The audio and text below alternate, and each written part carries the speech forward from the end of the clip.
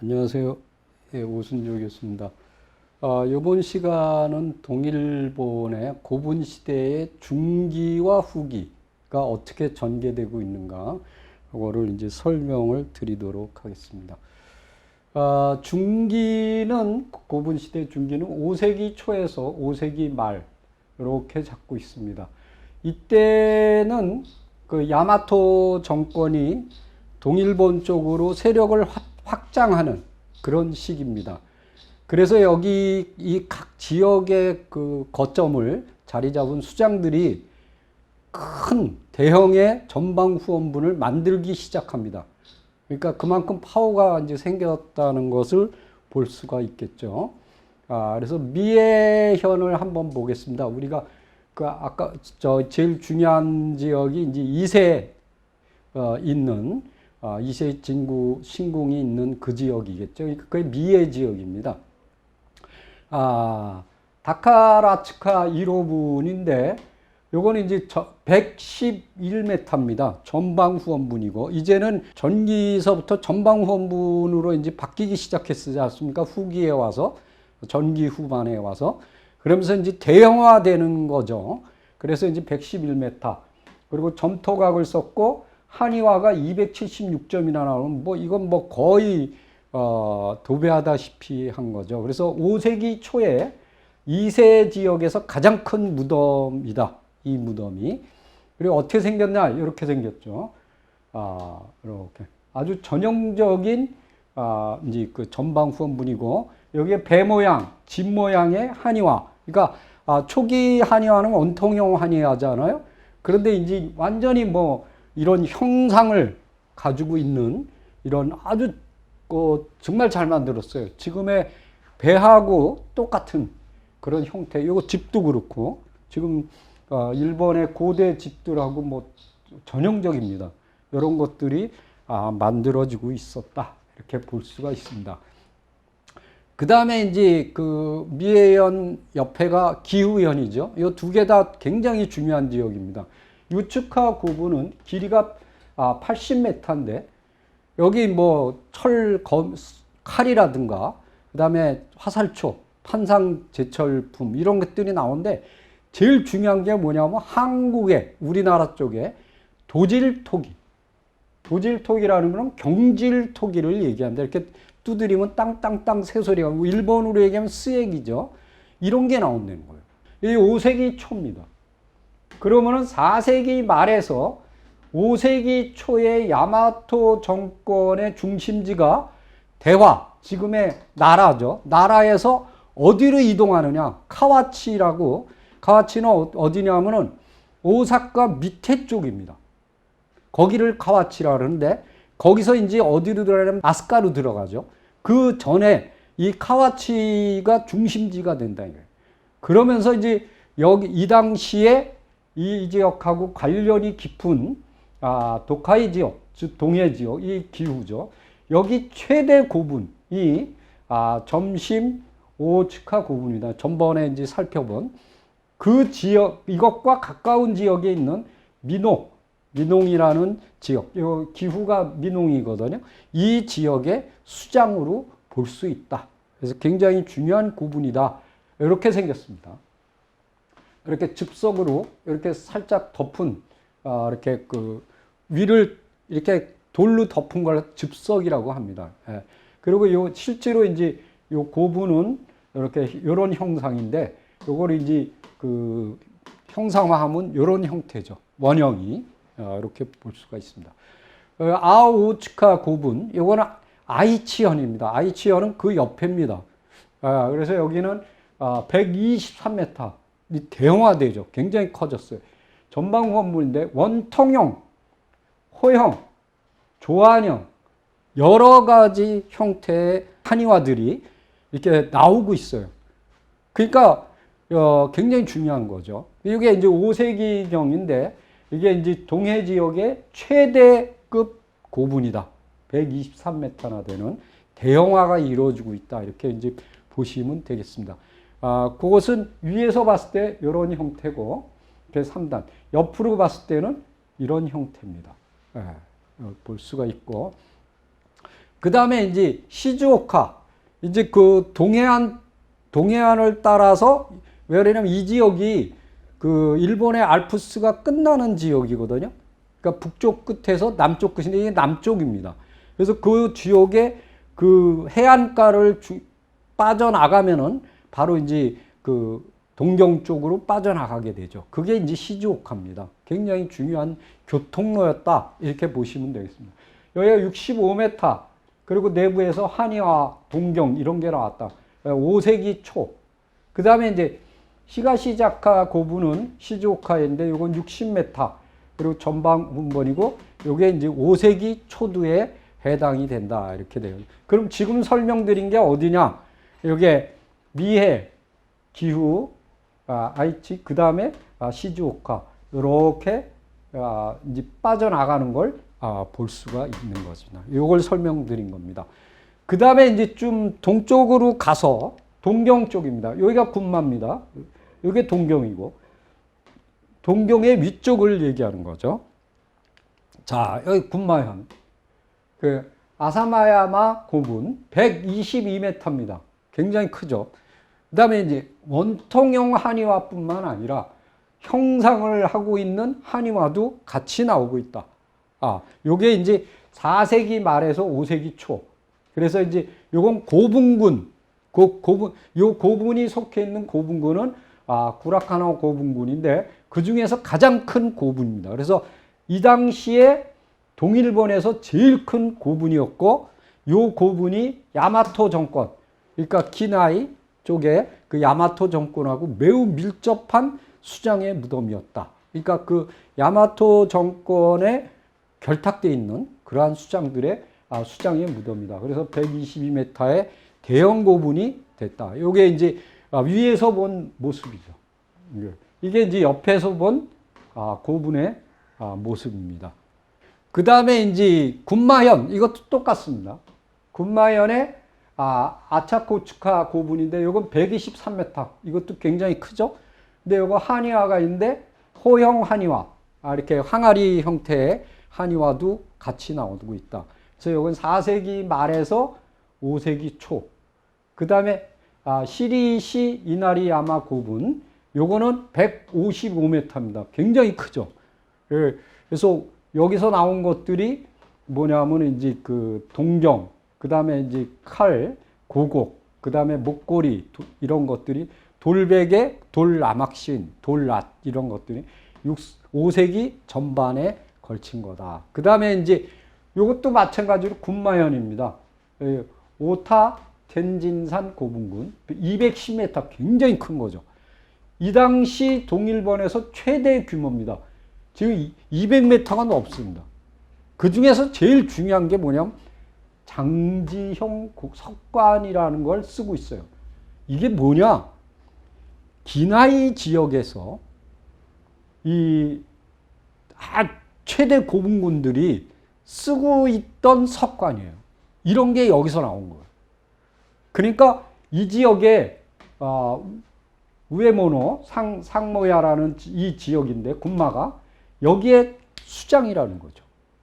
그리고 여기서 나온 게 뭐냐? 하직기 이제 하고 원통형 한의화, 물새 모양의 한의화, 이런 형상, 원통 이런 것들이 나오고, 이게 5세기 중기 후반의 거다. 그러면 자, 이게 이제 형태가 어떻게 생겼냐? 이렇게 생겼죠. 전방으로. 이게 이제 옆에서 본 고분의 모습이죠. 완전 산입니다. 야산이죠. 그 다음에 츠바현, 동경의 오른쪽, 바다 쪽입니다. 그래서 여기는 츠바현의 우치리츠카 고분군인데, 요거는 144m입니다. 그리고 제일 중요한 게 뭐냐? 횡열식 석실을 썼다, 이거예요. 자, 이제 지금까지 나온 것과는 달리 옆구리로 이렇게 관을 집어넣는 횡열식 석실분을 썼다. 이게 왜 그러냐면은 횡열식 석실분은 이렇게 들어가는 문이 있습니다. 그러면은 한번 들어간 것으로 끝난 게 아니고 그건 수열식이고, 횡열식은 그 문을 뜯고, 예를 들어서 그 수장이 죽었어요.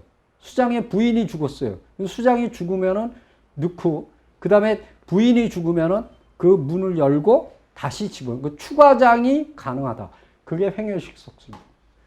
지금 고구려라든가 우리가 백제라든가 이런 데가 많은 도굴을 당한 이유가 이 횡혈식 석실분 때문에 그렇습니다. 근데 이 신라는 안 그렇거든요. 왜냐하면 신라는 수혈식이에요. 여기다 무덤을 놓고 이 위에다 쌓아버려요. 그러니까 도굴하기가 힘들죠. 황남대청 것도 조그만 거는 도굴이 많이 됐는데 황남대청 같은 거는 덤프 트럭으로 거의 한 달 정도를 퍼내야 돼요. 거기까지 할 수가 없죠. 왜? 그러면은 경주 사람들이 거의 반란이 일어나 버리죠. 그러니까 그냥 남아있던 거예요. 그래서 그것이 해방 후에 발굴이 된 겁니다. 그 뭐 일본 애들이 예뻐서 거길 놔둔 게 아니에요. 자, 그 다음에 여기서 뭐가 나오냐? 인골, 동경, 그 다음에 칼, 뭐 이런 것들이 나왔어요. 이게 5세기 중반이고, 이 지역을 다스렸던 국조, 우두머리죠. 우두머리가 여기 묻혔을 거다. 이렇게 이제 보고 있습니다. 그 다음에 이제 이 미야기현, 궁성현이라는데 이거는 그 혼슈 쪽에서 제일 위에입니다. 그걸 갖다 유고 지역이래, 무스 지방이라 그러는데 옛날에는 여기가 뭐냐면 오랑캐, 에미시라 그랬고 아이누들이 살고 있었던 지역입니다. 그걸 이제 나중에 밀어버리는데 거기에서 나오는 나이진 야마 고분 168m입니다. 그래서 이제 뭐 이런 호영토기, 그 다음에 이런 한의화 이런 게 나오고 4세기 말에서 5세기 전반 동일본 최대의 고분이요. 이 당시. 그래서 2위가 이게 이제 168m인데 요거 다음으로 작은 게 어떠냐? 120m예요. 차이가 엄청나게 지죠. 168m에서 120m면은 엄청난 규모가 다른 거죠. 그 정도로 이것이 굉장히 대단했던 전방원분이다. 이렇게 볼 수가 있습니다. 이렇게 생겼습니다. 위에서 보면 전방. 요게 이제 옆에서 본 모습이죠. 여기 원분이고 쭉 길다 이렇게 돼 있는 모습입니다. 지금 설명드린 게 여기 치바, 여기 동경이죠? 동경 위에 군마, 그 다음에 여기 미야키 이렇게.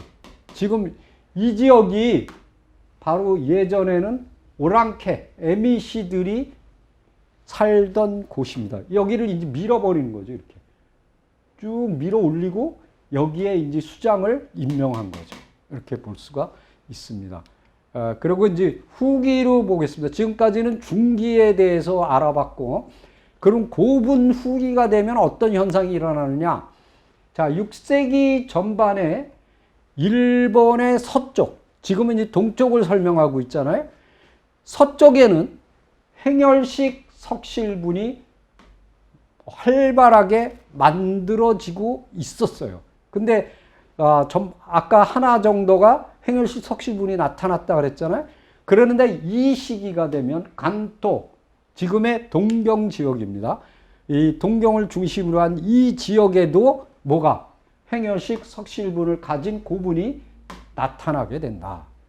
이 당시에 큐슈의 북부 지역에서는 석인, 이렇게 사람 모양, 사람 서 있는, 그 다음 말, 성마, 돌로 만든 이런 것들이 급속히 계속 만들어지다가 갑자기 쇠퇴해버려요.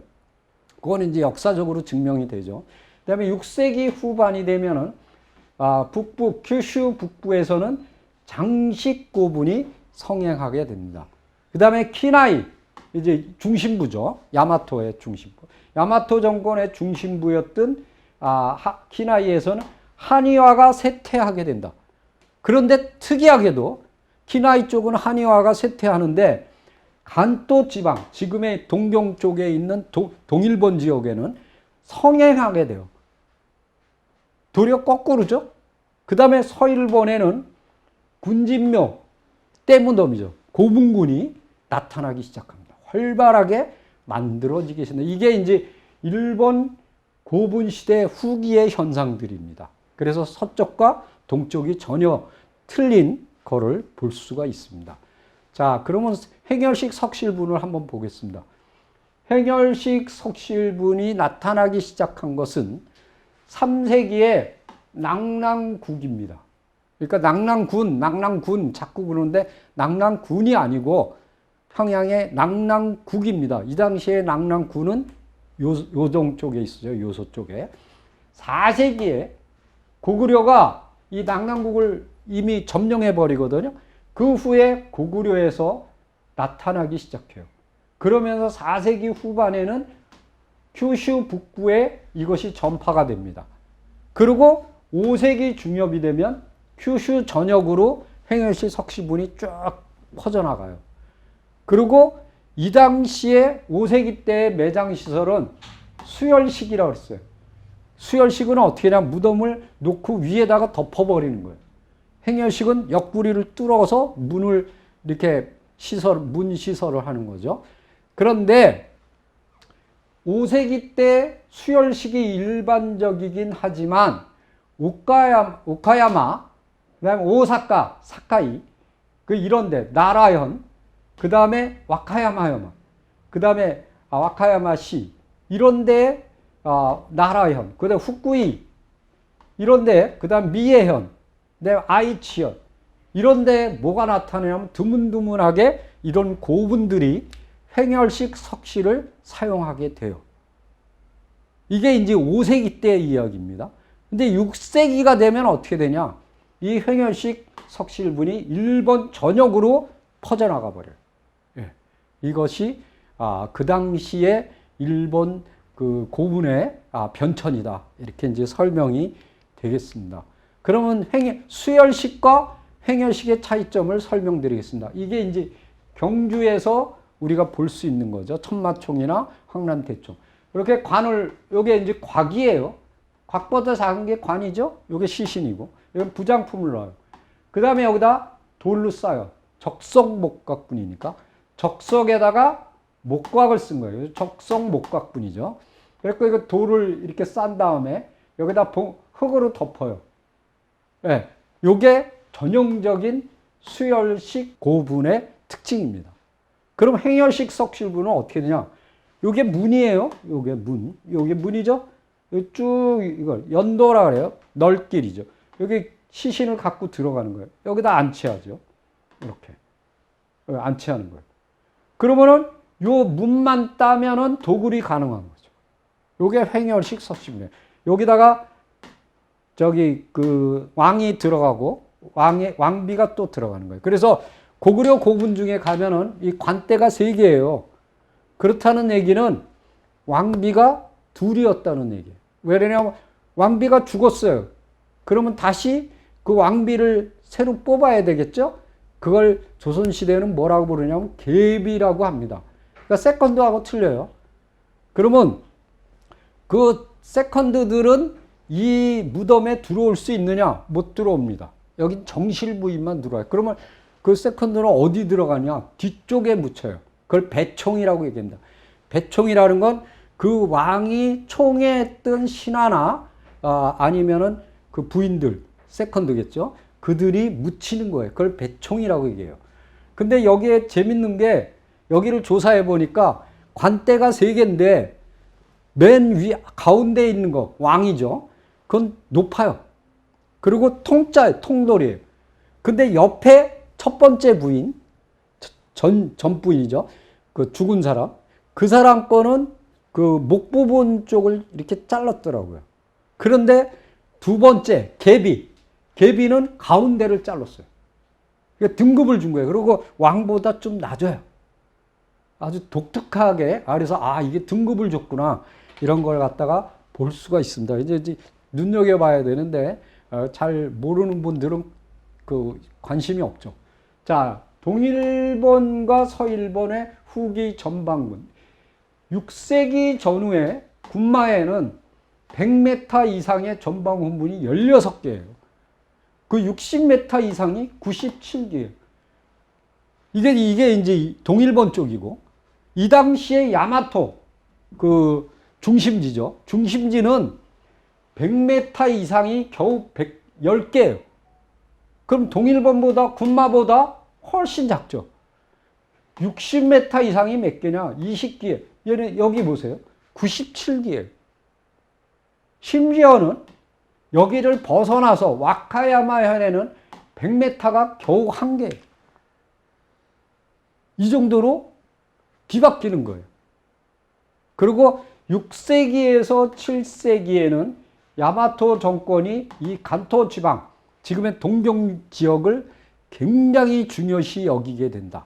그래서 여기에 보면은 그 길을 뻗어나가는 교통로를 3개가 있는데 그게 뭐냐면 동산도, 그 다음에 동해도, 그 다음에 북해도 이렇게 3개를 가지고 있어요. 그런데 이 동산도로 나가면 불파관이라는 관이 있어요. 관문이. 우리가 이제 그 성문으로 딱 지키잖아요. 못 가게. 그거랑 똑같은 거예요.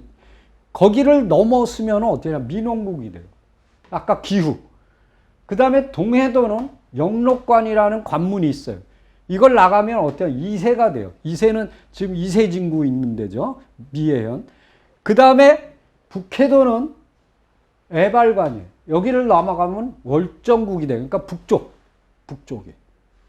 이 3개가 아주 중요한 교통로였다. 이렇게 볼 수가 있으니까 그 바깥에 있는 민원국, 그 다음에 이세국, 월정국, 이게 거의 메인이 되는 거죠. 여기서부터 어디로 나가느냐? 동경 쪽으로 뻗어나가는 거예요. 자, 672년에 신라계의 오하마가 이 대해인이라고 그러는데 임신의 난을 일으킵니다. 이 당시에 수도가 어디냐? 오미에 오쯔, 지금 비파워 옆입니다. 이건 백제계예요. 그 덴지 천황이 죽고 이제 의자왕의 아들로 생각하고 있죠.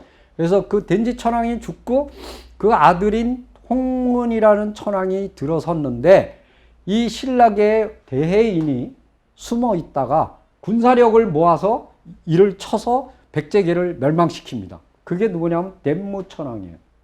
자, 이 사람이 동원했던 군사력이 뭐냐?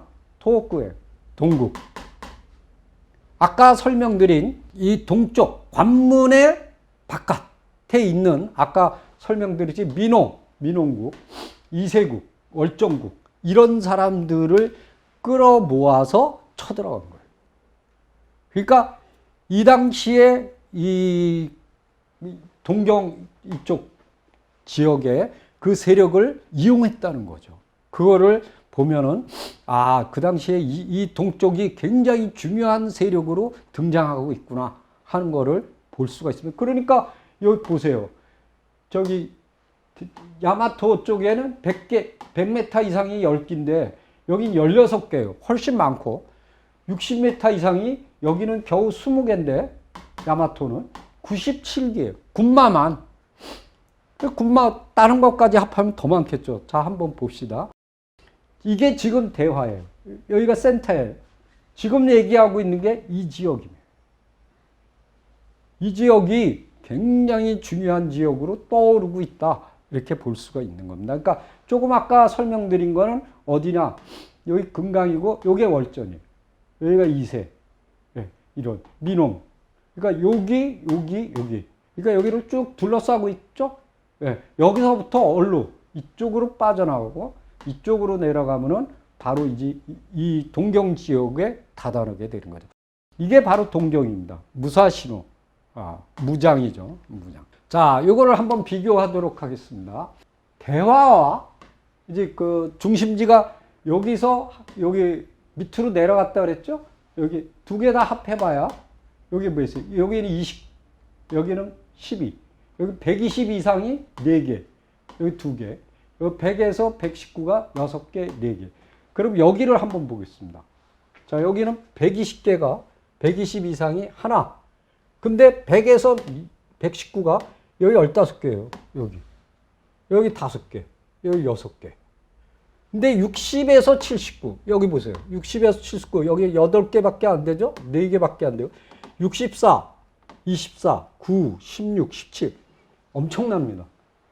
그러니까 그 얘기는 이쪽 지역이 계속 그 야마토 쪽 정권하고 굉장히 그 결탁되어 있는 거를 볼 수가 있다. 이렇게 볼 수가 있습니다. 요게 이제 동경 지역을 중심으로 해서 나타나고 있는 고분군들의 위치입니다. 요거는. 요게 무장이 그 동경이라 그랬죠? 동경의 위쪽. 예, 이렇게 포진되어 있는, 왜냐면 이게 강물들이 쭉 돼 있으니까 이게 다 평야지대입니다. 여기에 있는 새까맣게 몰려있죠. 이렇게 고분들이. 예, 요거는 크기에 따라서 큰 거, 작은 거, 큰 거, 작은 거 이렇게 있는 겁니다. 자, 여기 보시면은 큰 거가 100m 이상. 요게 이제 80, 요게 60.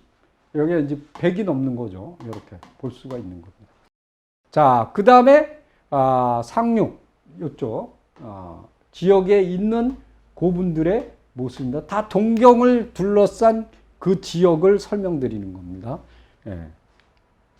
자, 이것도 마찬가지예요. 치바 쪽에 있는 그 고분군들을 여기 동경이 여기죠. 예, 무사시노. 자, 이제 말기를 보도록 하겠습니다.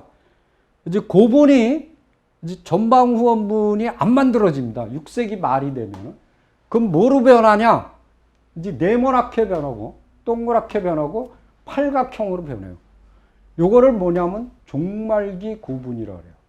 그래서 어떻게 생겼냐면 이렇게 생겨요. 요게 원분, 그 다음에 이게 네모난 방분, 그 다음에 팔각분, 요런 형태가 되는 거예요. 지금까지는 요거였잖아요. 예. 요런 걸, 그러니까 동쪽 같은 경우는 요 전방 후방분에서 전방 후원분으로 갔다가 이렇게 된 거죠. 그런데 이제 그 키나이 쪽은 전방 후원분에서 원분, 그 다음에 방분, 팔각분, 이렇게 이제 변화하고 있다. 이렇게 이제 설명을 드릴 수가 있는 겁니다. 7세기 초가 되면 70m 정도의 대규모의 방분과 원분이 만들어지는데 중반이 되면은 이 크기가 70에서 35m 정도로 작아져요.